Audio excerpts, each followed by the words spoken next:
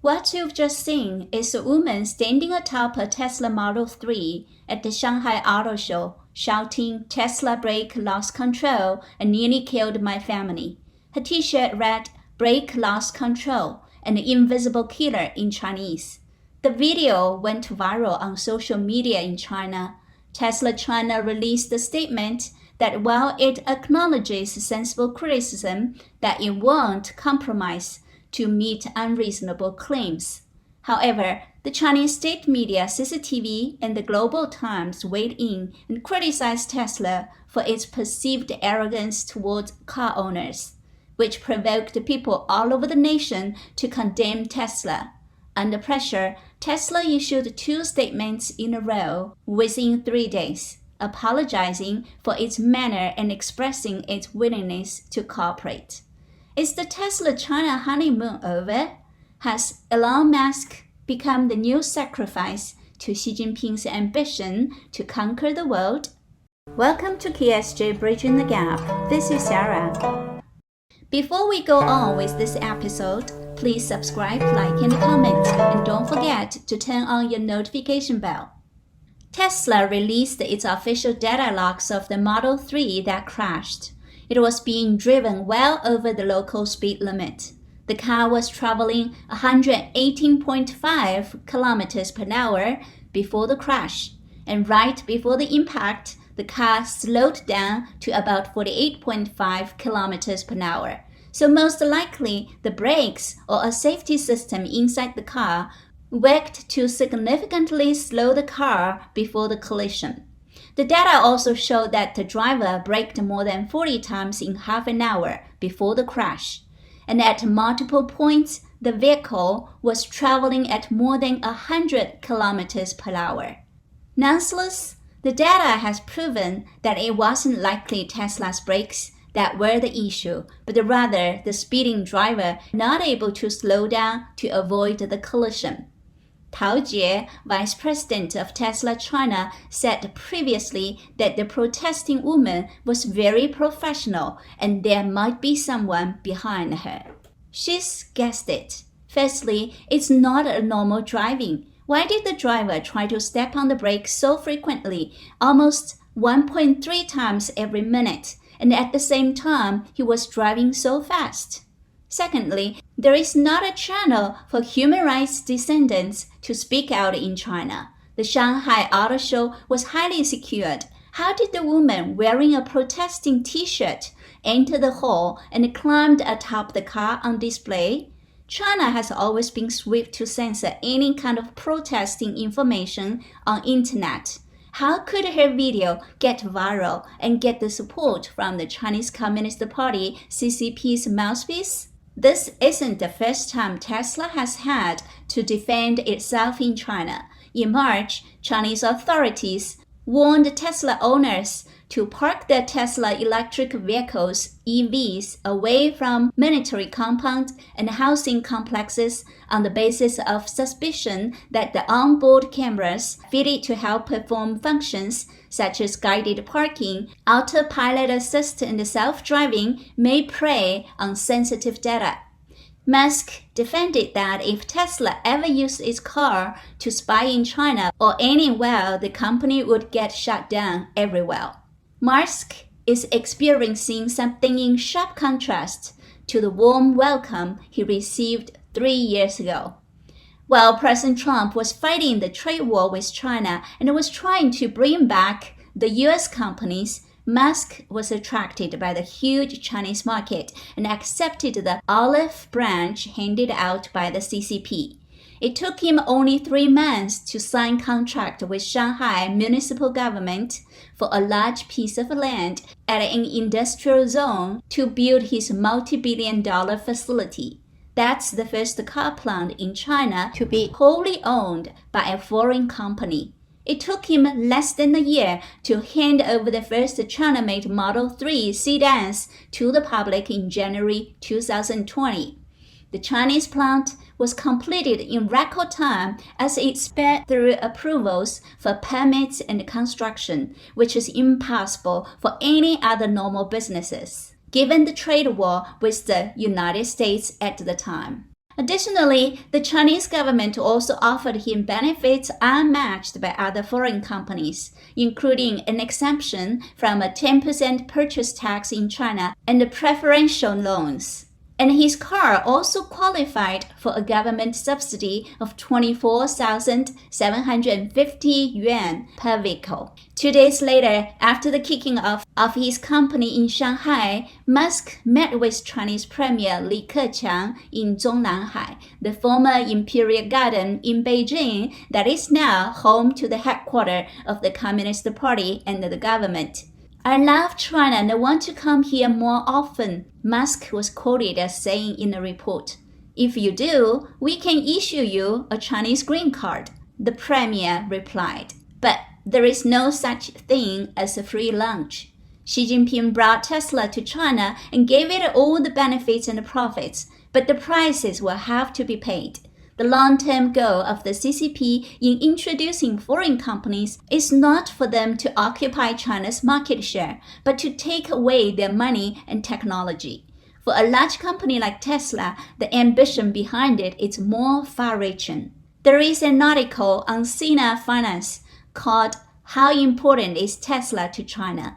It explains in detail Xi Jinping's ambition of corner-overtaking and replacing the United States as the #1 economic entity in the world. Before Tesla, Apple had set up a good example, driving the leap-forward development of the entire Chinese industrial chain. China provides land, flexible policies at will without having to get approval from Congress. At the same time, China provides a large number of high-quality engineers to enter these companies. Among the 200 Apple suppliers in 2020, China accounted for 86, as much as 43%. While Apple needs China's supply chain, it also provides China with 5 million jobs and helps China cultivate a large number of high-quality factories and engineers. And the most important of all, it made possible a large number of local smartphone brands such as Huawei, Xiaomi, Oppo, Vivo, etc. The introduction of Tesla is to fulfill the same historical mission for the CCP. The article said, "We will let them make enough money, but by the way, we must integrate and optimize China's EV industry chain." China has always wanted to get into the new energy automobile field. From 2009 to 2019, China spent over 100 billion yuan of subsidies to develop EVs, but there was no success. The arrival of Tesla drove the development of the entire new energy vehicle industry chain, involving 10 major areas such as powertrain system, electric drive system, charging system, chassis, body, central control, interior, exterior elements, and other components. There are more than 130 suppliers working with Tesla, and Chinese companies account for half.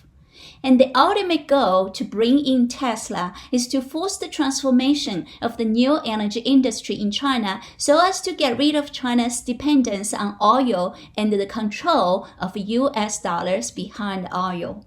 Therefore, the development of electric vehicles is integrated with the China-Europe Investment Agreement, the promotion of digital currencies, and the Belt and Road Initiative. Those are the main lines for China to dominate the world. The article boasted that it is precisely because of the deep binding of Tesla that Musk openly appraised the human rights situation in China regardless of his white supremacy.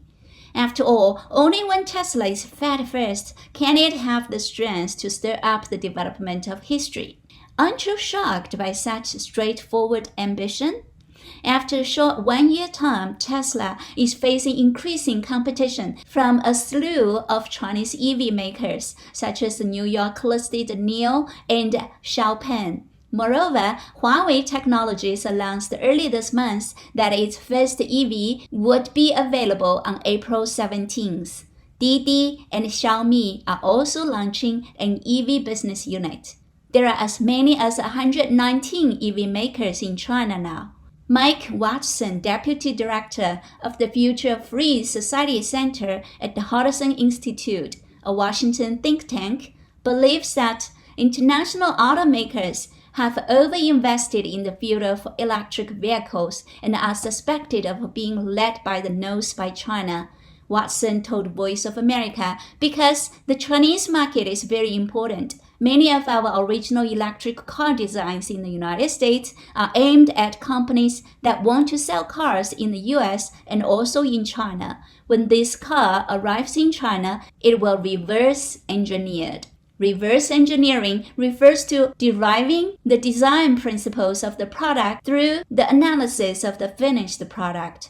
After all, it is a way of stealing with Chinese characteristics. They term it corner-overtaking. The most successful corner-overtaking case is Huawei. It stole Canada's edge in 5G from Notel, and the economic espionage caused the failure of this Canada's greatest tech company.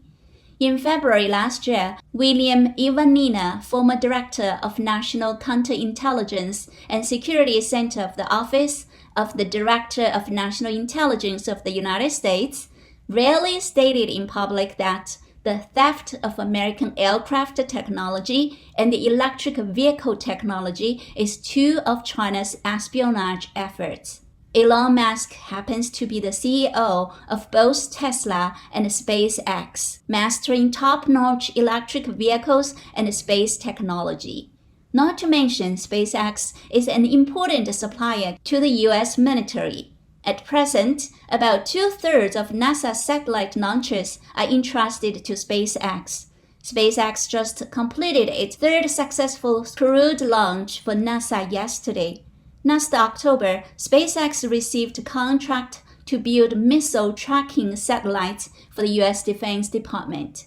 It is not exaggerating to say that Musk is walking the tightrope by coupling with the CCP. He is putting the U.S. government, the U.S. military, and the space program at risk. Even though he claimed that he won't share data with anyone, everything in China is under surveillance. And the CCP's ambition for hegemony in space is definitely not groundless. As we know, Musk's Starlink project is authorized to send some 12,000 satellites into orbit to beam super-fast internet to every corner of the Earth. It has sought permission for another 30,000. Soon, it will complete its global coverage in high-speed internet. The CCP, of course, will not let go the opportunity to compete with the US. It is trying to enter the space internet market with the same strategy it used on Earth with Huawei and 5G, using a state-backed company to undercut competitors and spread global influence. According to Asia Times report that cites a publication run by the official China News Service, China's StarNet would launch 10,000 satellites in the next 5 to 10 years. I want to mention that there has been significant anticipation from Chinese people regarding SpaceX Starlink internet service, which is capable of providing internet access for the 1.37 billion Chinese through the CCP's The Great Firewall, a censorship technology that blocks anything Chinese officials don't like on the web. Musk noted before that China could pose a significant hurdle for his plans, not allowing communication with its citizens. What if SpaceX continued to broadcast uncensored internet over China despite not being given permission? He said, if they get upset with us, they can blow our satellites up.